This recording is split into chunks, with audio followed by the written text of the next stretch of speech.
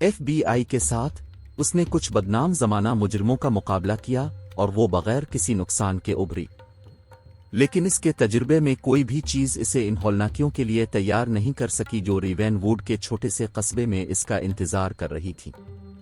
اس کا آغاز معمول کے لاپتہ افراد کے کیس سے ہوا۔ ایک نوجوان خاتون، سارا تھامسن، بغیر کسی سراغ کے غائب ہو گئی تھی، جس نے اپنے پیچھے ایک پریشان کن خاندان اور ایک کمیونٹی کو خوف میں چھوڑ دیا تھا۔ ایجنٹ کارسن براہ راست تفتیش کی توقع کرتے ہوئے ریونس ووڈ پہنچی، لیکن اسے جلد ہی احساس ہو گیا کہ سطح کے نیچے کوئی گہرا خوفناک چیز چھپی ہوئی ہے۔ شہر کے لوگوں نے عجیب و غریب واقعات کے بارے میں سرگوشی کی، سائے جو اپنی مرضی سے منتقل ہوئے اور خوفناک شور جو رات بھر گونجتے رہے۔ ایجنٹ کارسن نے ان کہانیوں کو محض توہم پرستی کے طور پر مسترد کر دیا، لیکن جیسے ہی اس نے اس معاملے کی گہرائی تک رسائی حاصل کی، وہ اس احساس کو متزلزل نہیں کر سکی کہ کھیل میں کچھ بدتمیزی ہے۔ اس کی تفتیش اسے شہر کے مضافات میں ایک پرانی حویلی کی طرف لے گئی، ایک ٹوٹی پھوٹی عمارت جس سے خوف کی چمک پیدا ہو رہی تھی۔ مقامی لوگوں کے انتباہات کو نظر انداز کرتے ہوئے ایجنٹ کارسن اندر داخل ہوا، اس کی بندوق کھینچی گئی اور اس کے اعصاب کنارے پر تھے۔ اس نے جو کچھ پایا اس نے تمام منطق اور استدلال کو مسترد کر دیا۔ حویلی گھومتی ہوئی راہداریوں اور چھپے ہوئے کوٹھریوں کی بھولبھلیاں تھی، جو طویل عرصے سے بھولے ہوئے رازوں کی بازگشت سے بھری ہوئی تھی۔ دیواروں پر عجیب و غریب علامتیں سجی ہوئی تھیں اور ہوا بوسیدگی کی خوشبو سے بھری ہوئی تھی۔ جیسا کہ ایجنٹ کارسن نے دباؤ ڈالا، وہ تیزی سے جانتی گئی کہ وہ اکیلی نہیں ہے۔ سائے اس کے ویژن کے کنارے پر اڑ رہے تھے اور وہ اس کی ہر حرکت کو دیکھ کر ایک شرارتی موجودگی کو محسوس کر سکتی تھی، لیکن اس نے خوفزدہ ہونے سے انکار کر دیا۔ سچائی کو بے نقاب کرنے کے لیے پرعزم ہے، چاہے کوئی بھی قیمت کیوں نہ ہو۔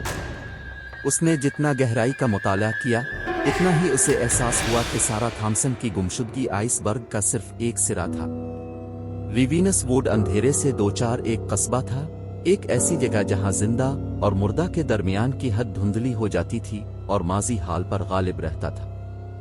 اس کے غیر متزلزل عزم سے کارفرما ایجنٹ کارسن نے ایک چونکا دینے والے انکشاف کے سروگوں کی پگڈنڈی کے بعد آگے بڑھایا۔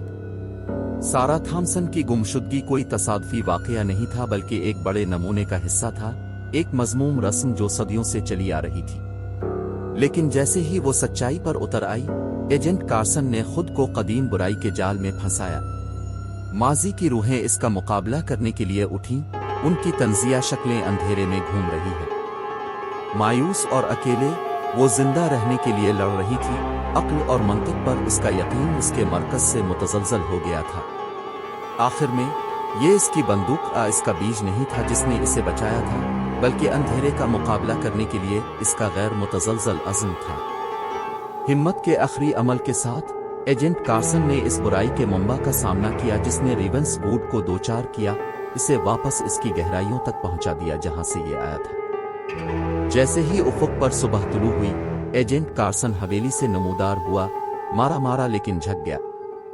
ریونس ووڈ کا قصبہ اس کے قدموں پر خاموش پڑا ہوا تھا، اس کے تاریک ماضی کی بازگشت یادوں میں دھندلا رہی تھی۔ اور اگرچہ وہ جانتی تھی کہ وہ اپنے باقی دنوں تک اپنی آزمائش کے نشانات کو اٹھائے گی، لیکن وہ یہ بھی جانتی تھی کہ اس نے اندھیرے کا سامنا کیا ہے اور فتح حاصل کی۔ اسپیشل ایجنٹ ایولین کارسن کے لیے ریونس ووڈ کا شکار ایک ایسا معاملہ ہوگا جسے وہ کبھی نہیں بھولے گی، انسانی روح کی انتہائی ناقابل تصور ہولناکیوں پر بھی فتح حاصل کرنے کی طاقت کا ثبوت۔ اور اگرچہ وہ بیورو میں واپس آ جائے گی، لیکن اس کی زندگی ہمیشہ کے لیے اس چیز سے بدل گئی جو اس نے دیکھی تھی، لیکن وہ پھر کبھی عقل کے دائرے سے باہر قوتوں کے وجود پر شک نہیں کرے گی۔